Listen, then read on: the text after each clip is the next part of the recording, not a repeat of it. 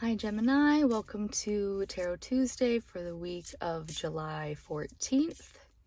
And know that, you are in your post shadow still for about another week or so. We also have Neptune and Saturn retrograde already. Saturn just went retrograde yesterday. And this, if you're feeling the effects of these, mostly like these happen all the time, but these outer planets don't affect us as much as, say, the Mercury retrograde that is happening on Thursday. So if you're feeling anything sticky, it could be a part of the Saturn retrograde, but it's also probably this Mercury retrograde coming up. So know that technology, communication, travel, those things are at the effect of this Mercury retrograde if you're feeling delays there.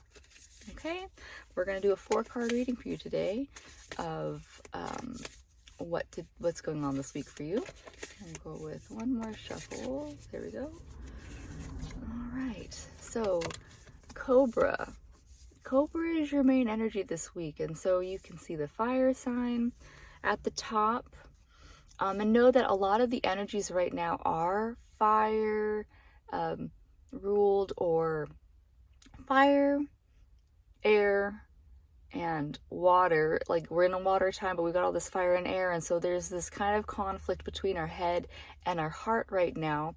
The Cobra is a bit more, hypnotic. They're more hypnotic about how they approach situations. So Gemini, if you are really being put backed into a corner, you are going to do everything to diffuse the situation by distraction.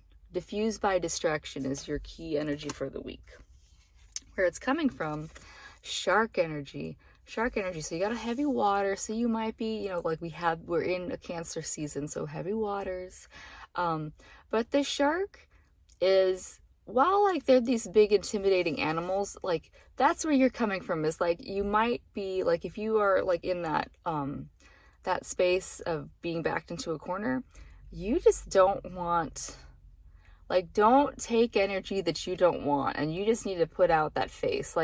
We had this one talk with this girl about how she just needed a mean face. So when people came up to talk to her and she was just too nice, it's no, you just have a mean face.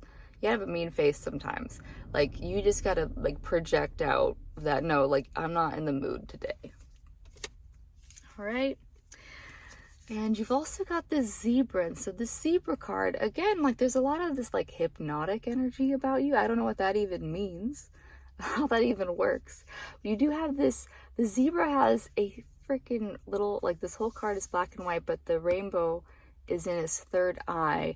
And so the world around you might be displaying black and white, but you have to read between those lines, Gemini. Gemini, you're a very mental, heady sign anyways.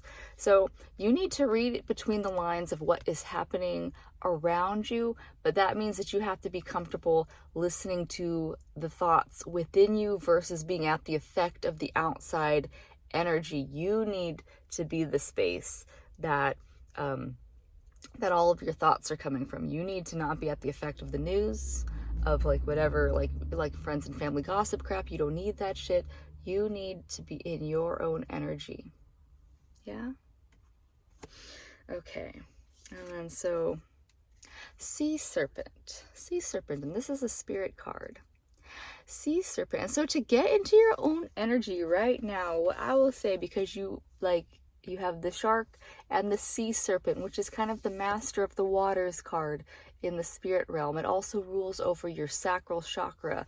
So to be able to stay in your own energy, my suggestion for this week is that you tap into some creative energy, be it even if it is, singing in the shower, dancing while cooking, cooking something that is colorful and beautiful, or just something.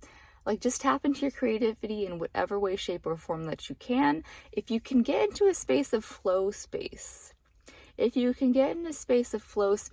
you're just so tuned into a project, I would put on, and I'm even going to suggest for you, because sometimes I need this, instrumental music with no words, because words are influences. And so even though like while like I can listen to like my high school like angsty music with a touch of nostalgia, and so those words aren't necessarily as like effective as they were when I was in those spaces. It is a lot more like flow space for me to not, you know, even go back into that nostalgia by putting on some like frequency music, things like that, things that don't have, or like lo-fi. Lo-fi was a great thing that we would do for like craft nights, was just put on some lo-fi in the background so that we can all tap into whatever projects we're working on. So my best suggestion for you would be to do that. Put on some sound.